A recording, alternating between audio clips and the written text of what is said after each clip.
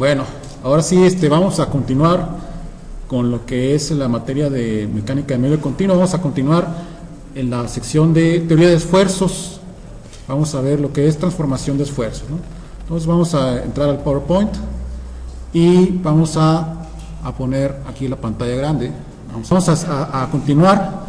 Es la primera parte de lo que es la transformación de esfuerzos, ¿sí? Estamos en la parte de teoría de esfuerzos. La vez pasada vimos lo que es transformación de esfuerzos en 2 dimensiones. Ahora vamos a ver la transformación de esfuerzos en 3 dimensiones, ¿no? Entonces, esta es una parte. La otra parte, esta parte es muy parecida a la que teníamos en 2 dimensiones, donde queremos encontrar el esfuerzo en un plano. En este caso, el plano va a estar en 3 dimensiones, como vamos a ver más a continuación. Como tenemos 3 dimensiones, vamos a tener, en lugar de un cuadrado, como se le dice comúnmente, vamos a tener un cubo, ¿no? Entonces, vamos a la siguiente diapositiva. Entonces, por eso estoy poniendo aquí transformación de esfuerzos parte 1, porque vamos a ver otra que es la parte 2, ¿no? Obviamente. Bueno, entonces, vamos a repasar la convención de signos. Entonces, tenemos que, si tenemos que los ejes son los ejes X, los ejes que tenemos aquí, vamos a ver la pluma. Aquí está, ¿no? Aquí está el puntero láser. Bueno, vamos a dejar la pluma aquí. Ok, aquí está la pluma, ¿no? Bueno, entonces ahí tenemos el sistema de ejes coordenados. Entonces tenemos que, saliendo del pizarrón, es el eje X. El eje Y pues se va en esta dirección y el eje Z va en esta dirección, ¿okay? Entonces vamos a definir esta área que tenemos aquí. Esta área es paralela, la normal es paralela al eje Y, y como va en el sentido positivo del eje Y, vamos a decir que esta área es positiva, ¿sí? Esta área es positiva y es un área paralela al eje Y. Esta área, como es la normal, va en el sentido del eje positivo del eje X, vamos a decir que esta área es positiva. Y esa área positiva del eje X, la área positiva del eje Y, y esta área es una área que va en el sentido positivo del eje Z, entonces decimos que esta área es positiva y es la cara positiva del eje Z, ¿no? Entonces, de esta manera vamos a definir la convención de signos. Aquí, por ejemplo, tenemos que sigma X, la fuerza es en sentido positivo del eje positivo, del eje en la cara positiva, ¿no? Entonces, sigma X pues sería positivo, ¿no? Si fuera del lado contrario, si fuera sigma X así, entonces ¿qué tendríamos ahí? Sigma X negativo. ¿Por qué? Porque la fuerza va en el sentido negativo del eje X en la cara positiva, ¿no? ¿Sí? Vamos a ver si se entiende aquí. Similarmente tenemos sigma Y aquí, ¿no?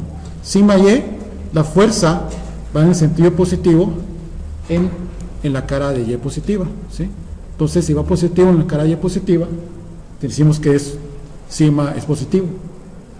Aquí, sigma va en el sentido contrario al eje Y, ¿sí? Vemos que aquí va en el sentido contrario a la flecha, pero aquí está en la cara negativa, ¿sí? Pero como está en la cara negativa, pues decimos que, digamos, menos por menos da más. Entonces, sigma Y es positivo, ¿no? Entonces, si teníamos un sigma Y negativo, pues teníamos que tener esta cosa aquí, ¿no? Bueno, ¿estamos de acuerdo? Para la siguiente, pues tenemos sigma Z. Sigma Z, pues está en el sentido positivo, en la cara positiva, pues es positivo. Igual aquí, ¿no? Pensado en negativo, en la cara negativa, pues sería positivo, ¿no? Sí. Entonces, si quieren, borramos para que, vamos a ver, vamos al borrador. Vamos a borrar estas anotaciones para que no se nos confunda con la siguiente. Vamos a borrar aquí. Ok. Vamos a quitar el borrador, vamos a poner la pluma. Ok. Vamos a ver, con este de acá. A ver. Ahora tenemos los cortantes, ¿no? Que se me iba a ver. Los cortantes. Este cortante está en la cara positiva. Este cortante que está aquí está en la cara positiva del eje Y. Entonces, está en la cara positiva del eje Y, pero en el sentido positivo del eje X, ¿verdad? Entonces es positivo, ¿sí? Este cortante está en la cara positiva del eje X, ¿verdad? Y en el sentido positivo del eje Y, entonces es positivo, ¿no? ¿Estamos de acuerdo? Entonces la única forma que sería negativo, pues obviamente que esta fuera hacia acá y esto hacia acá, ¿sí? Vamos a la siguiente cortante. Igual aquí, ¿no? Este cortante está en la cara positiva, en el sentido positivo del eje Z, ¿sí? Entonces, este cortante es positivo. En la siguiente, igual, ¿no? Estamos en el cortante, en la cara positiva del eje Z, en el sentido positivo del eje X, ¿verdad? Entonces, este cortante es positivo, ¿no?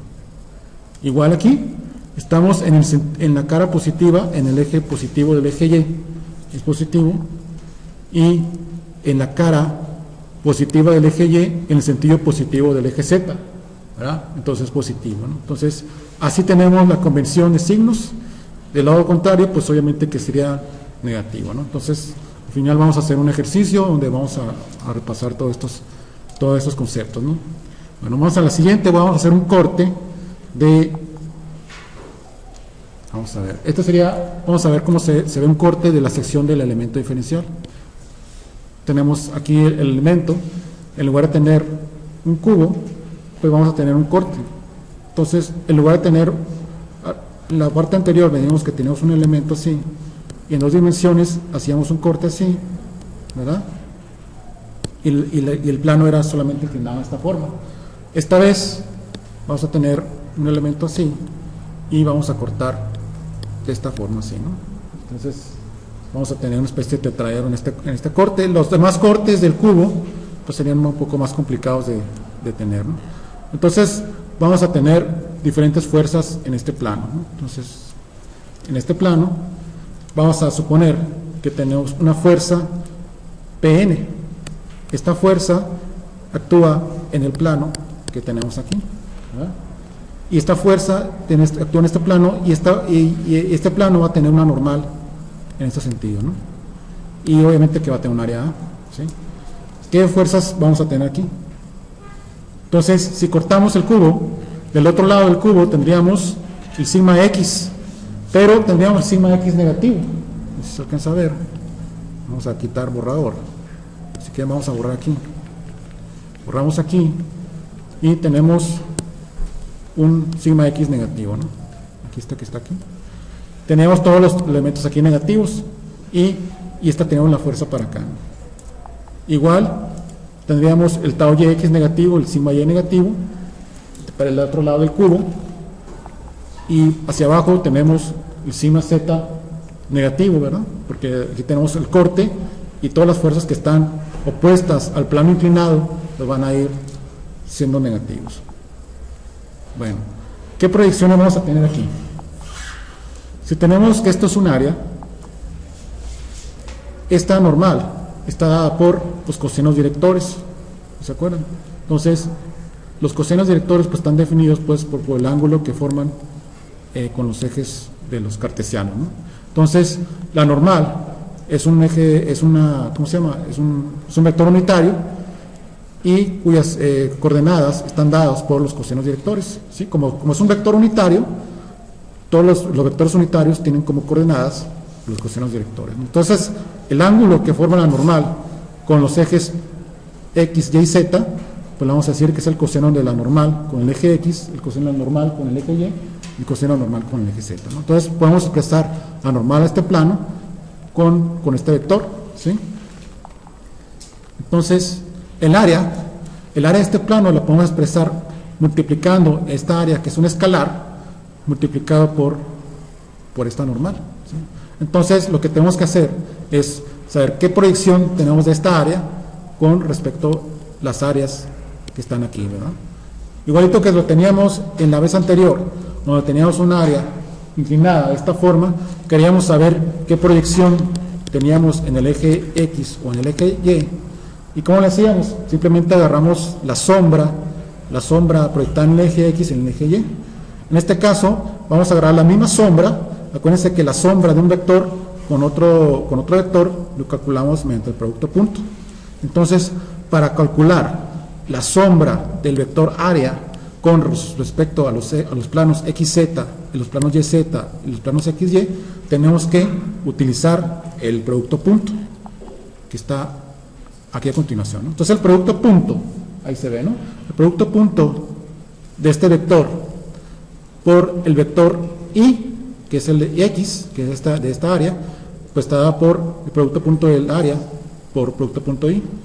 Entonces la proyección o la sombra que proyecta esta área en el eje X, o en este plano que estamos aquí, cuya normal sería cuyo vector sería el vector Y, pues sería el producto punto de A por Y, que es igual a A coseno de N por X, ¿no? Entonces esa sería la proyección.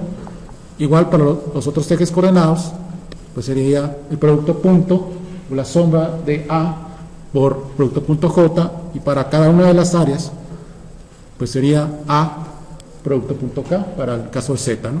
Entonces con esto pues obtenemos las áreas que están aquí, ¿sí? Si tenemos, no quiero dibujar aquí, pues serían las áreas adyacentes al tetraedro, ¿no? Serían como los catetos adyacentes y los catetos opuestos. El tetaedro, lo que es esta área del tetaedro, sería como ¿qué? Como sería como la hipotenusa, ¿no? ¿Estamos de acuerdo? Entonces, bueno, esas serían las áreas, ¿no? Vamos a ver, el siguiente, bueno, este sería el área coseno de nx, esta de aquí, ¿no? Se ve, ya se está borrando ahí. Esta sería el área de z, y esta sería el área de y, ¿no? Pues si la j, pues va para acá, y la j va para acá. Entonces, proyectando este vector con este vector, pues tenemos esta área, ¿sí? Ok, ahora pues ya tenemos las áreas. Ahora sí vamos a proceder a la suma de fuerzas. Si tenemos una fuerza que Pn, esta Pn, acuérdense que actúa en el área que está en la hipotenusa, no es el área que está en el eje XZ, ¿no? Entonces tenemos esta fuerza Pn y podemos descomponer esta fuerza Pn obviamente en sus componentes cartesianas, ¿no? Tenemos Pnx, Pny y PNZ, ¿verdad? Tenemos esa descomposición. Ahora sí, podemos hacer la sumatoria de fuerzas en 3 dimensiones. Entonces, hacemos sumatoria de fuerzas en X. Acuérdense que la X, en este sentido, positivo, ¿no? Entonces, tenemos PNX multiplicada por todo el área, menos sigma X, por la proyección del área, pues sea A coseno de NX, que es esta parte de acá, tau YX, A coseno de N, y tau ZX, A coseno de N, Z, ¿no? Entonces, hacemos para cada uno, lo igualamos a 0 y despejamos Pnx. Entonces Pnx ahora va a estar en función de sigma x, tau yx y tau zx. Acuérdense que hemos demostrado que tau yx era igual a tau xy, ¿no? Entonces está en función de los esfuerzos y de los cosenos directores de la normal de este plano, ¿sí? Similarmente, lo hacemos hacemos sumatoria de fuerzas en Y, tenemos en esta cantidad, pero en este caso vamos a tener PNY, y todos los que están en Y, vamos a sumarlos, ¿no? O sea, este con este y este, ¿no? Vamos a sumar todos estos, despejamos, y tenemos una expresión para PNY, ¿sí? Ya tenemos esa expresión, y vamos a ver qué hacemos con esto. Igualito para Z. Para Z, pues obviamente que está para arriba, tenemos PNZ, tenemos sigma Z, tenemos tau XZ, que es este de aquí, y tau YZ, que es este que está abajo, ¿no? Entonces tenemos sumatoria de fuerzas en Z, despejamos y obtenemos esta cantidad, ¿no? Entonces, esta cantidad es análoga a la que teníamos, bueno, en este caso no obtuvimos esta cantidad como vector cuando obtuvimos la rotación de coordenadas, ¿no? Pero ahorita vamos a ver un poquito más adelante cómo podemos expresar esto para no tener esta función, para no estar haciendo sumatoria de fuerzas en X, Y, Z. Vamos a expresar esto mediante una matriz. Vamos a expresar esto en una matriz, ¿no? Entonces, en forma matricial, tenemos sigma X, tau XY, tau XZ. Acuérdense que estos son iguales. Entonces, ya con esto tenemos las tres sumatorias, ¿no? Sumatoria de fuerzas en X, sumatoria de fuerzas en Y, sumatoria de fuerzas en Z, y tenemos esta matriz. Entonces esta matriz, fíjense cómo se multiplica un vector con una matriz, multiplicamos un renglón por la columna, multiplicamos el renglón por la columna, y ¿qué obtenemos? Y obtenemos pues todas estas cantidades que tenemos aquí, ¿verdad? Entonces es más fácil expresarlo en forma matricial para obtener PNX, PNY y PNZ. ¿Y qué son estos? Simplemente son las fuerzas que actúan en el plano inclinado, ¿no? En el eje X, Y, Z, ¿no? Obviamente que para obtener la resultante, pero no está para acá, pues hay que hacer el pues hay que sacar la magnitud de este vector. Es un vector que lo podemos expresar obviamente como Pnx y Pnx yj más Pnzk. Ahorita lo ponemos más adelante. Dice, ¿dónde? La normal, esta normal es esta que está aquí, ¿sí? Esta normal es esta que está aquí. Y tenemos que estos PNY, PNZ y PNX, ¿no? Entonces tenemos el esfuerzo normal. ¿Cómo obtenemos el esfuerzo normal? Pues ya tenemos estas cantidades. Y el esfuerzo normal es esto que está aquí, que aparece aquí, ¿no? El esfuerzo normal, obviamente, va normal al área que tenemos aquí, ¿sí? Ese es el esfuerzo normal. O sea, tenemos PN, ¿no? Pero PN no es el esfuerzo normal, simplemente es el esfuerzo. Este esfuerzo se le llama también esfuerzo de tracción, ¿sí? Que no es el esfuerzo normal. El esfuerzo normal es esta flecha que está más abajo, ¿no? ¿Por qué? Porque el esfuerzo normal actúa en forma paralela a la normal al área, ¿no? Entonces, ¿cómo lo hacemos para obtener el esfuerzo normal? El esfuerzo normal, simplemente vamos a hacer el producto punto. Ahora vamos a borrar aquí. Vamos a borrar aquí para que se note aquí. Ahí está. No sé si lo notaron, pero bueno. El esfuerzo normal vamos a obtener mediante el producto punto de Pn, producto punto n, ¿verdad? Y obviamente que Pn pues está dado por las coordenadas cartesianas que tenemos ahí. La normal, pues ya habíamos visto cuánto era la normal. Y simplemente el esfuerzo normal sería el producto punto de estas dos cantidades, ¿sí? Y el esfuerzo normal, como habíamos visto en los ejemplos anteriores, pues es un escalar, ¿no? Entonces ya con esta cosa, con esta multiplicación, con este producto punto, ya aseguramos de que sea un escalar, ¿no? ¿Cómo tenemos ahora? Bueno, ustedes preguntarán, pues, ¿tenemos el esfuerzo normal o el esfuerzo cortante? ¿Cómo lo hacemos, no? El esfuerzo cortante, entonces si se fijan, vamos a ver, hacer esta flecha. Esta flechita que está aquí es el esfuerzo cortante, ¿sí? Entonces, pues necesitaríamos un vector paralelo a esta flecha para que nos dé el esfuerzo cortante. Eso sería una forma de hacerlo. Otra forma de hacerlo es mediante el teorema de Pitágoras, ¿no? ¿Sí? Tenemos que sigma n al cuadrado más tau nt al cuadrado es igual a p n al cuadrado, ¿sí? ¿Por qué? Porque esto sería la hipotenusa, esto sería un cateto opuesto y el cateto adyacente, ¿no? Entonces, esto que estaría más o menos aquí, más o menos, ¿verdad? Como ya tenemos a sigma n al cuadrado, simplemente del teorema de Pitágoras podemos obtener el valor del cortante, ¿sí? Donde Pn, esto que está aquí, sería la magnitud de esta cantidad, ¿no? Ya se había dicho que la magnitud, pues ustedes ya saben cómo calcular la magnitud, ¿no? Sería agarrar esto al cuadrado, esto al cuadrado, esto al cuadrado, raíz cuadrada, ¿no? ¿Ok? Entonces, de esta forma obtenemos el esfuerzo cortante aquí. Bueno, este ejemplo ustedes lo van a hacer de tarea. De aquí, de este elemento diferencial, ustedes van a responder de todas estas matrices, cuál le corresponde, de todos estos tensores de esfuerzos, cuál le corresponde este elemento diferencial, ¿no? Entonces ustedes lo van a responder ahí. Más adelante les digo cómo se responde esta pregunta. Asimismo, si tengo un esfuerzo, este tensor de esfuerzos y está normal al área, yo les pregunto cuánto vale el esfuerzo normal. Entonces ustedes lo van a hacer de tarea y lo van a responder. Esperamos que lo puedan responder en el video que está publicado. Vamos a ver. Tiene la presentación. Descartar. Y vamos a ponerle detener aquí.